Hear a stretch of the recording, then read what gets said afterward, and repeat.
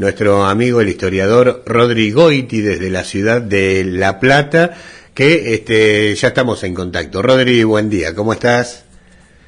Buen día, Gregorio, ¿cómo están? Hoy te escuchamos, pero parece que estás hablando acá a 20 metros de nosotros. Bueno, mejor, porque siempre el tema de la comunicación parece que estuviéramos en la otra punta. Viste, a veces son las manos invisibles que nos juegan a veces una mala pasada. Cosas que pasan.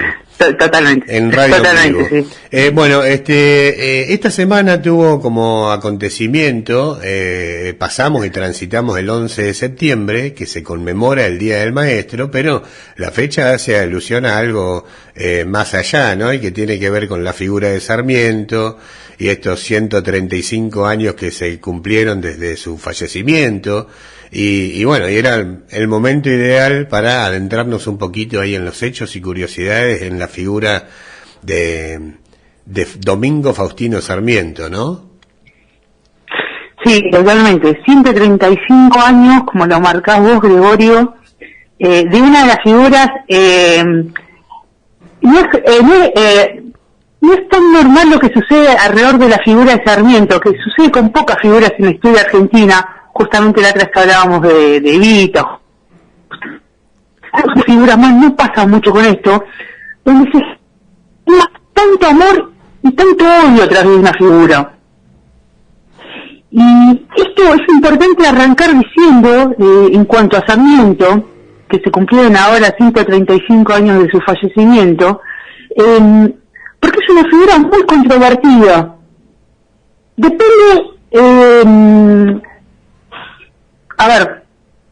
del relato que uno escuche, uno va a poder del otro lado entender de qué lado de la historia te estás parando.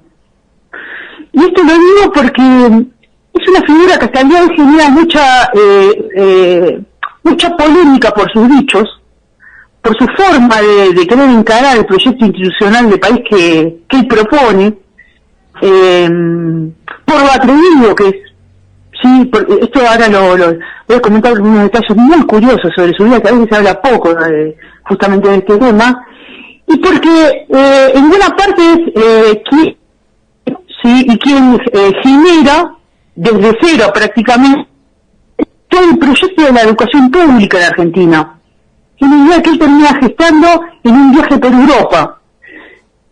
Vamos a empezar por el principio. Él nace, a diferencia de otras figuras en la historia argentina, nace en la provincia de San Juan. Bien. 14 de febrero de 1811. Y si bien siempre su figura se la buscó, en la historia se la buscó hasta, a ver cómo podemos decir, el minimizar, ¿sí? Siempre se lo trató como el provinciano, ¿sí? Como Mitre mismo lo trataba como el provinciano. ¿Quién nos va a venir a explicar el provinciano de cómo organizar el país? Decía el propio Mitre, no, uno de los presidentes de un político tan importante en la historia argentina. Sí. Tiene orígenes familiares muy interesantes, Sarmiento, que con los años él va a comenzar a entender. Por el lado de su padre, había sido un hombre que había peleado en la lucha de las independencias, ¿sí? Concretamente al lado de San Martín, en la batalla de Chacabuco, ¿sí? Clemente Sarmiento, su padre. Y del lado del Pablo de Idiazábal, ¿sí? Que habían contactos con la familia de la familia de Quiroga, ¿sí? ¿Quién es? El viejo Facundo Quiroga, el Tigre de los Llanos, un caudillo muy importante del interior de la Argentina, concretamente de la provincia de La Rioja. Y digo, esto es importante para comenzar como primer capítulo, como para comenzar a marcarlo, porque siempre se le intenta minimizar sus orígenes sociales, ¿no? Se busca ir por el lado de el origen humilde, que es verdad, tuvo un origen muy humilde Sarmiento, al punto tal que quien lo educa son sus tíos, ¿sí? Un tío que es, uno de sus tíos que es cura concretamente, que es el que le enseña latín, ¿sí? Con quien aprende historia, ¿sí? Toda su formación es autodidacta, ¿sí? Esto también es otra cosa muy curiosa de la vida de Sarmiento, ¿sí? No tiene formación académica. A ver, Increíble. si tuviéramos que parar en esos años, 1811, cuando nace, y sus primeros años, ¿no? De adolescente y de joven, ¿no? Hasta los 20 años, no tiene formación académica. toda su formación la recibe del lado de su familia, ¿sí? Y por lecturas que le van recomendando, los pocos libros que puede llegar a encontrar, y que fundamentalmente la influencia viene por el lado de uno de sus tíos. Ahora, gran parte de su vida se dedica a hacer sostén de su familia, con un comercio propio que tienen ahí en el Carrascal, en San Juan, y esto le impide dos cosas: tener una formación académica, de los pocos lugares donde podía llegar a ir en ese lugar, que era la Universidad de Córdoba o la Universidad de Buenos Aires, por ejemplo, y segundo, que no tenía contactos. En el único momento que intenta estudiar algo, 1820, si ya era en ese momento era una persona muy joven todavía, no llega a la provincia de Buenos Aires concretamente porque no tiene contactos, ¿sí? Por eso digo, es muy interesante la figura de Sarmiento, porque tiene esto, ¿no? Es el tipo más controvertido de la historia argentina, es el que genera mayores aportes, si tenemos que hablar del tema del modelo educativo argentino, de cómo se gestó y cuál fue la pieza fundacional que él introduce, pero al mismo tiempo es un hombre que no tiene formación. Es un hombre muy particular lo de Sarmiento. En los primeros años se define políticamente. Él nota en la provincia de San Juan concretamente ese declive que tiene el interior una vez que triunfa la Revolución de Mayo. A ver, cuando triunfa la Revolución de Mayo, en los primeros años, Sarmiento era un chico aún. Claro. Sí, la pobreza que se va a generar en San Juan, la falta de convicción de acompañar el modelo revolucionario. A ver, entendían que era un cambio, pero él entendía que era un cambio en la Revolución de Mayo, siendo un adolescente. Es más, cuando le llaman a alistarse para pelear, para defender la revolución, los ejércitos se estaban formando, pero él no entendía concretamente cuál es el beneficio de la provincia de San Juan. Y esto va a ser algo que en toda su vida va a masticar, ¿sí? Y siempre se va a enfrentar o con Alberdi, ¿sí? Hombre muy metido de la provincia de Buenos Aires, y con quien se va a enfrentar duramente, incluso con el propio, y con su mayor enemigo, sí, que va a ser el enemigo, digamos, número uno durante toda su vida, que va a ser Rosas. Ahora hay algo interesante con la vida de Sarmiento. ¿Cómo salta de ser un hombre que está en la esfera provincial a ser un hombre que va a estar en la boca de todos a nivel nacional? Cuando se desatan las guerras civiles, ¿sí? A partir de 1820, muchos de los oficiales que estaban dando vueltas en los ejércitos, acompañado a Toto San Martín en la campaña de Chile, terminan enredados en conflictos civiles entre ellos, ¿no? Pueden nombrar dos. Uno es Paz y el otro es Quiroga. Sí, dos hombres que habían conocido muy de cerca lo que habían sido la gesta de la independencia. Y lo que sucede con el interior fundamentalmente, es que termina totalmente relegado. O queda bajo la esfera de un caudillo, o queda totalmente desconectado comerciales y del contacto con el mundo que está proponiendo Buenos Aires a través del puerto. Y Sarmiento entiende que tiene poco tiempo, políticamente hablando, si quiere pegar un salto de la provincia a Buenos Aires y comenzar a discutir estos temas, digamos, de cómo generar una mayor integración de su provincia y del interior, ¿sí? Sin este peso de Buenos Aires. Y el primer enemigo que se va a dar fundamentalmente va a ser el de Rosas, ¿sí? Esto lo va a llevar a su primer exilio, que es el exilio a Chile, y en este exilio a Chile es que comienza a desarrollarse plenamente. Que esto también es otra cualidad de Sarmiento. Es esta cualidad de que todo su desarrollo, desde lo intelectual, va a ser en el exterior. ¿Sí? Desde estos años, muy joven, apenas tenía 30 años, hasta sus últimos años, que muere en Paraguay, exiliado en Paraguay. Y esto es interesante porque exiliado ya en Chile, sí, porque sabe que corría riesgo la vida de su hija, sí, Faustina, y la de su compañera, sí, es que comienza a escribir probablemente uno de los libros más importantes de la historia argentina. Y teníamos un docente que nos decía, el más importante de la historia argentina, seguro, pero probablemente uno de los más importantes de la lengua hispana del siglo XIX, que es el Facundo. ¿Sí? Él escribe un libro autobiográfico, centrándose en el impacto que le genera justamente Facundo Quiroga, que este caudillo que también era adepto a las políticas de Rosas. Es interesante porque este libro es una descripción del territorio argentino, de qué sucede una vez que triunfa el modelo revolucionario que empujaba la independencia, justamente. Hace una descripción del desorden económico que existe en el modelo económico que imperaba en su momento en el territorio argentino, y una falta de contacto político entre las provincias, ¿sí? En el peso que ya se generaba en la provincia de Buenos Aires, ¿sí? Pero fundamentalmente lo que le impacta es el concepto de civilización o barbarie, ¿sí? Que hasta el día de hoy es un tema que se discute mucho en filosofía, sociología, prácticamente en todas las disciplinas. ¿Por qué? Porque él encuentra en la imagen del gaucho, en la imagen del natural, del hombre a pie, ¿sí? Y el atraso, ¿sí? Cultural y el atraso político, de viejas prácticas políticas que había dejado la colonia. ¿A qué me estoy refiriendo esto? A que se encuentra con un país independiente, él lo contempla de esta manera, pero que en las prácticas tiene actitudes colonialistas. Esto le queda muy plasmado, lo vuelvo a señalar en el gran libro, que es El Facundo, ¿sí? Civilización o barbarie. Y él entiende, ¿sí? El modelo de Buenos Aires como ciudad, mirando a Europa y al norte, fundamentalmente, y cuando hablo del norte hablo de los Estados Unidos, como el modelo a futuro a seguir.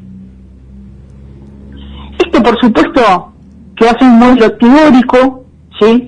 Nunca se lleva a la práctica, y que hasta la caída de Rosas en 1852, en la batalla de Caseros que lo enfrenta Urquiza, y que de hecho Sarmiento participa en esa batalla y apoya al propio Urquiza con la necesidad de golpear a Rosas y sacarlo de la esfera política, tampoco cree que después con la llegada de Urquiza se va a lograr poner en práctica. Entonces ahí empieza otra idea a poner en discusión, que en ese libro es muy interesante, lo vuelvo a repetir, el Facundo, que es la necesidad de pensar en la educación pública.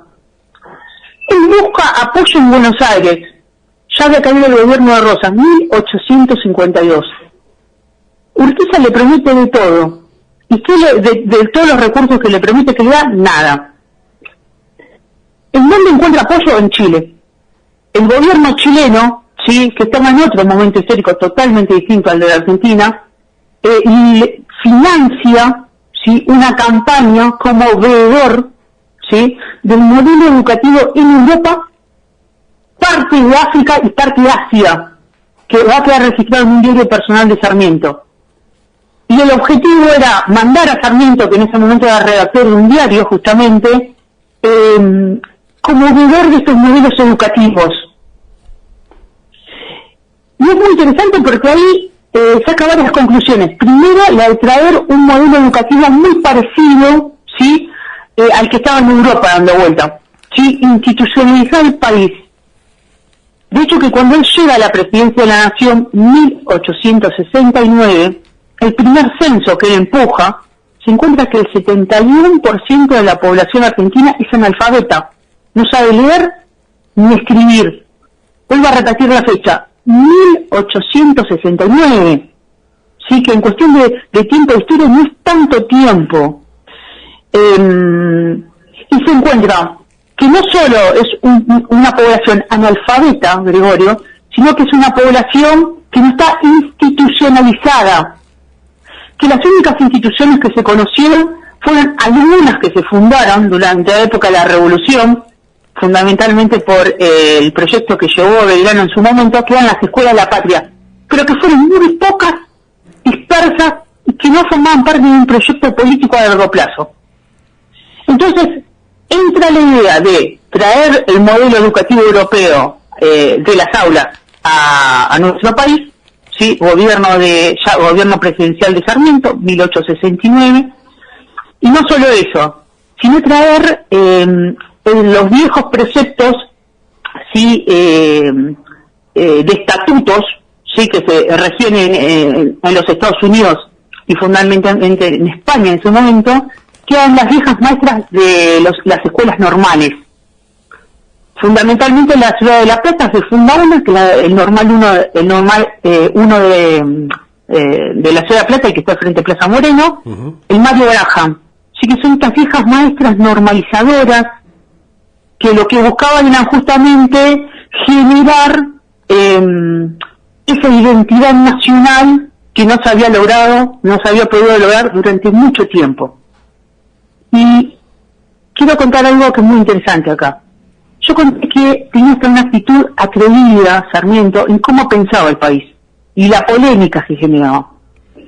Cuando se encuentra con su enemigo, un nuevo público que lo odiaba, lo detestaba, ¿no? Que era el propio Rosas, lo veía como un hombre de atraso político, un hombre que no consideraba otras realidades sociales del interior del país.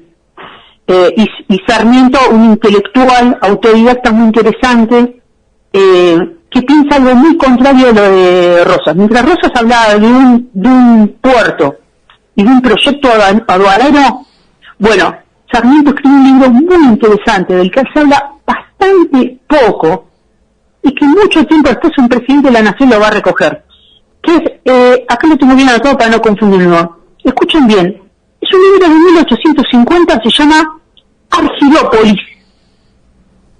Voy a repetir, 1850, es un libro que se llama Argilópolis. Y este libro viene a proponer algo muy atrevido para ese momento, que es trasladar la capital de la nación. Sí, trasladar la capital. Concretamente, ¿qué es lo que estaba proponiendo Sarmiento en ese momento? Fundar, ¿sí? Separar el poder político del económico.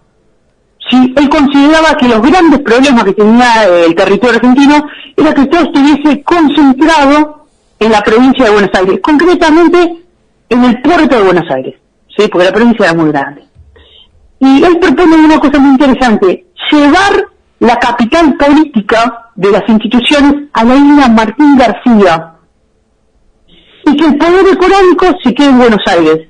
Y él lo que buscaba de esta manera era desarticular ese poderío caudillesco que tenían los federales todavía, ¿sí? En la provincia de Buenos Aires, y de esta manera descomprimir un poco toda esa presión política que Buenos Aires le agregaba al interior del país. Es un libro muy interesante, se llama Argilópolis, ¿sí? Y si bien se considera una locura en su momento, no estaba tan loco como pensaba Sarmiento, y lo explico por qué. Porque él lo consideraba, la isla Martín García se seguía viendo como un punto estratégico. Consideraba que frenaba las pretensiones de lo que era el viejo imperio del Brasil, que todavía estaba en avance. Pero no solo eso, sino que le daba una salida estratégica por el Río de la Plata. Todo siempre mirando a Europa, ¿sí? Y yo contaba, bueno, que no era tan loca esta idea, ¿sí? Porque me recordaron, ¿sí? Que después en 1986, ¿sí? Un discurso muy famoso de Alfonsín, gobierno democrático de Alfonsín, que hace poco se lo estaba recordando, retoma esta idea, ¿sí? Pero allí hace varios cambios, y uno de sus cambios es intentar querer llevar la capital a Viedma. Claro. ¿Sí? Que lo tira políticamente en un momento muy caliente, y obviamente la economía, bueno, es otro capítulo de la historia totalmente diferente, se lo termina devorando. Pero digo, esto de trasladar la capital no es el único momento en que sucede, que se tira a la mesa. Los últimos años de Sarmiento, para volver a la imagen de Sarmiento, quiero volver a esto que es importante. Pasa por la presidencia de la Nación, le da al país lo que es la famosa ley 1420, ¿sí? Y después se entiende que le queda poco tiempo, ¿sí?, en el personalismo de las grandes figuras de la historia argentina. ¿Quiénes son concretamente? Mitre, ¿sí?, y Roca. Sí, el gobierno Roca, que al poco tiempo se va a terminar consolidando. Y es que termina primero en el Tigre, ¿sí?, en la Río Carapachay, acá en el Tigre, y después termina finalmente en Paraguay, exiliado. Y digo, es una figura que tal vez genera mucha polémica. ¿Sí? Algunos dicen que, algunos no sé si es correcto decirlo, pero digo, sus comentarios hasta a veces casi racistas, ¿sí?, con la población originaria, ¿sí? Hay una famosa frase de él que dice, bueno, en las cartas comité dice, no ahorre sangre de indio, ¿sí? Bueno, ¿qué habrá querido decir concretamente? Digo, no profundiza mucho más. Y esto de que, bueno, el originario, ¿sí?, el gaucho, el habitante originario de las Pampas, que todavía estaba, y en el interior del país, la Patagonia ni hablar, era el símbolo del atraso. Digo, por ahí entra la polémica de Sarmiento. Ahora, considerar que son comentarios racistas o comentarios de... Es polémico porque son conceptos que después se van a trabajar mucho después en el siglo XX. Pero digo, también hay que contextualizarlo, que digo, esto del hombre que llega a Europa, financiado desde Chile, mira a las instituciones universitarias, educativas, y piensa que la mejor salida, ¿sí?, para el territorio argentino, para terminarlo de consolidar políticamente. Así que bueno, esta ha sido como la figura de Sarmiento de hoy. Digo, una figura muy polémica hasta el día de hoy, muy interesante, y que algo interesante que quiero agregar antes de terminar. Hay un detalle del cual se habla bastante poco de él, que es su paso por Europa. En su paso por Europa, él había escuchado, por supuesto, las historias de su padre, ¿sí?, y de su familia, y cómo la provincia había apoyado la campaña de San Martín a Chile. Pero obviamente, como una cuestión de edad, no había visto nada de eso, solamente las había escuchado esas historias. Y lo interesante es que cuando él está, concretamente en Francia, es uno de los pocos que lo pasa a visitar a San Martín. San Martín no recibe tantas visitas una vez que se exilia en Francia. Y una de ellas es la del propio Sarmiento, ¿sí? Y si bien San Martín termina sus últimos años de vida viviendo bien económicamente, esto lo conté también yo, sí, en sus primeros años en el exilio en Europa, se le trababan todo, incluso su sueldo como militar. Es el propio Sarmiento que se encuentra a un San Martín, viviendo en condiciones muy humildes, sostenido por muy pocos amigos, por su hija, ¿sí? Y no solo eso, sino que él mismo, a través del gobierno de Chile, ¿sí?, que terminan, y con el gobierno de Perú, terminan encarando lo que fue sus primeros sueldos, ¿sí?, para el general San Martín, para que se pueda sostener económicamente en el exilio.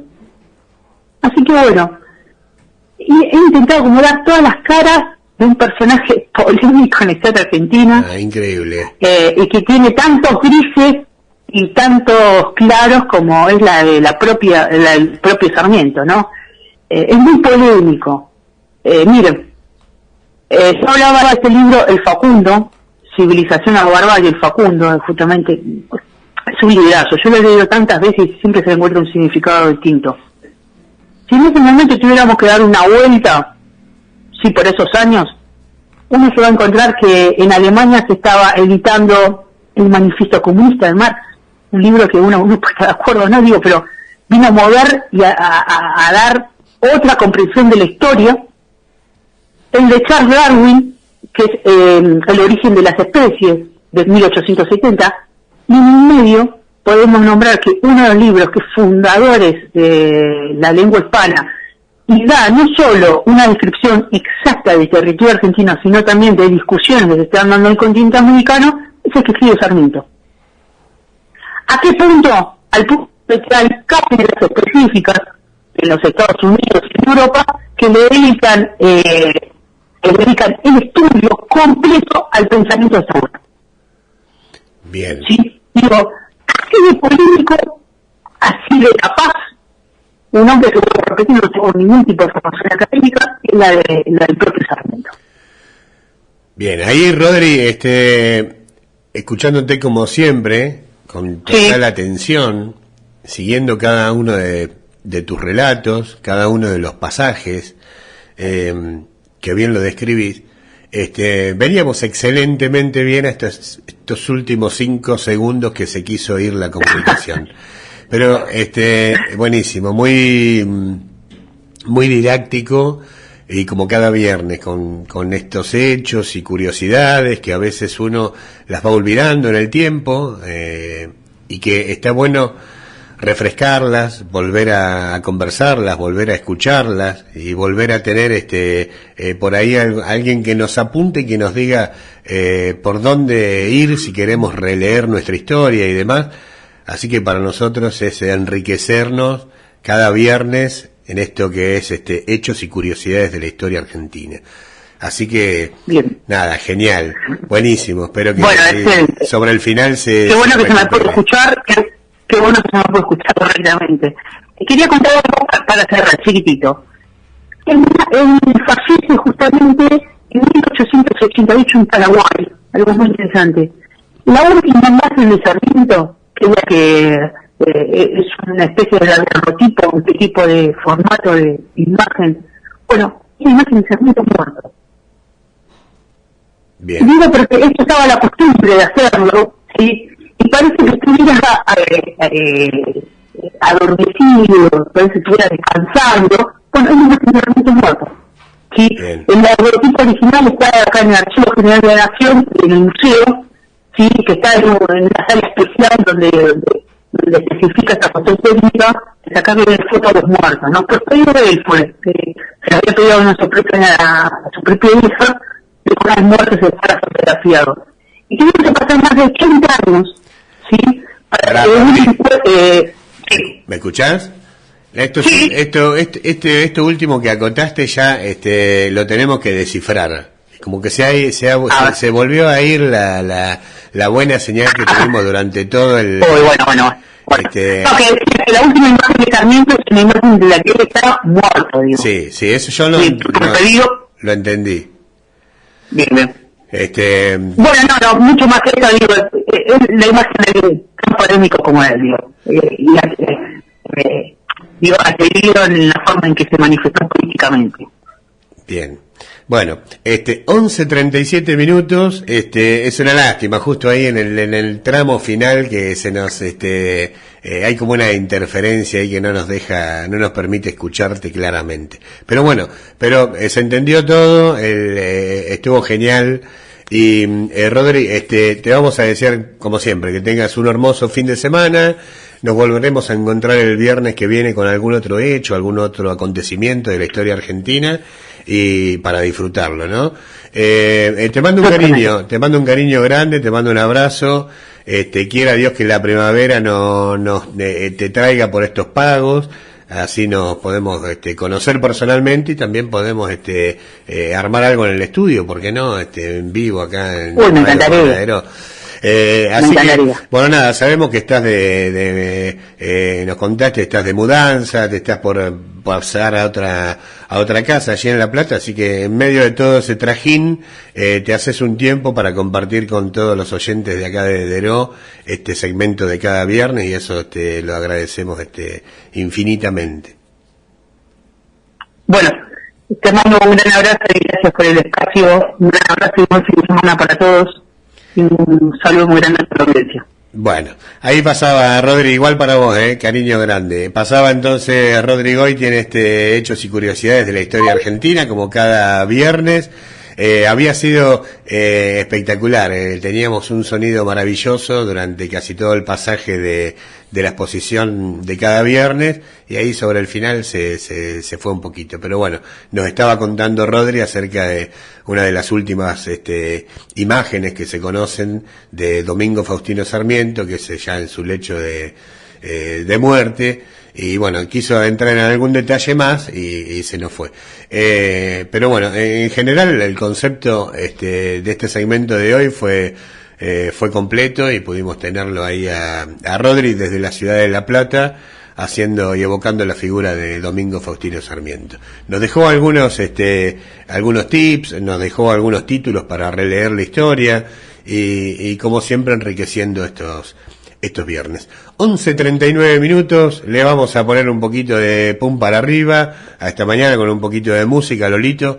¿Qué hacemos? ¿Vendemos y música? Algo así y volvemos, dale, vamos.